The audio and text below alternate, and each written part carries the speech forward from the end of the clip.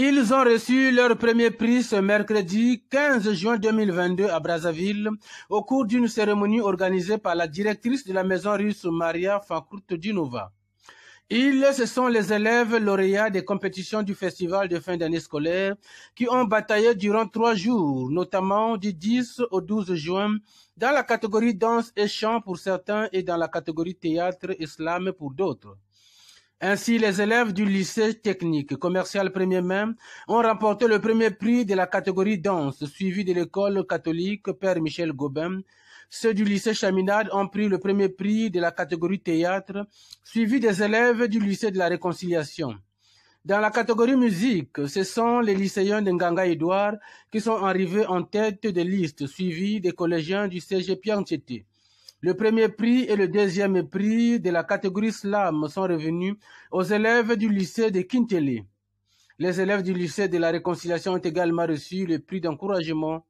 Ces distinctions sont un véritable motif de satisfaction pour les lauréats qui ont salué les organisateurs, notamment l'organisation culturelle, sportive et culturelle, l'accompagnement de la maison russe et la société de téléphonie mobile MTN Congo, sponsor officiel de ce festival.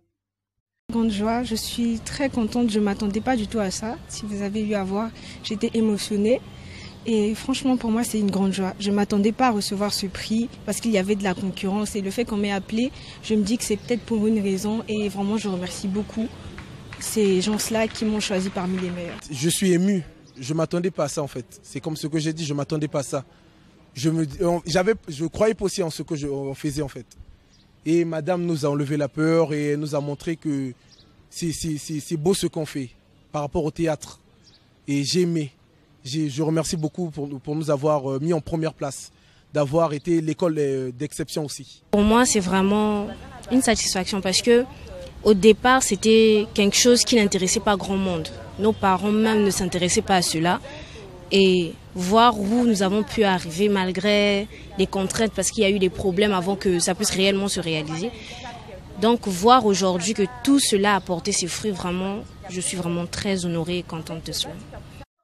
À en croire la directrice de la maison russe, les lauréats bénéficieront des formations gratuites selon leur catégorie ici à l'ex-centre culturel russe. Une opportunité pour ces artistes en herbe d'améliorer leurs talents en éclosion. Franchement, ces talents, on a fait trembler notre cœur et c'est par là qu'on a compris qu'il faut accompagner les jeunes qui vont être gagnants. Donc les gagnants vont avoir l'année gratuite d'après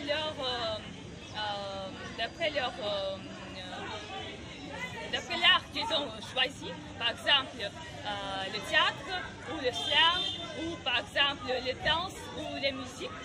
Et ils vont avoir l'année gratuite pour suivre les cours, y compris les cours particuliers, pour développer leurs talents. C'est en présence d'un représentant de l'Association des parents d'élèves et étudiants du Congo, APEC, que 10 lauréats environ ont été primés sur près d'une trentaine des établissements scolaires.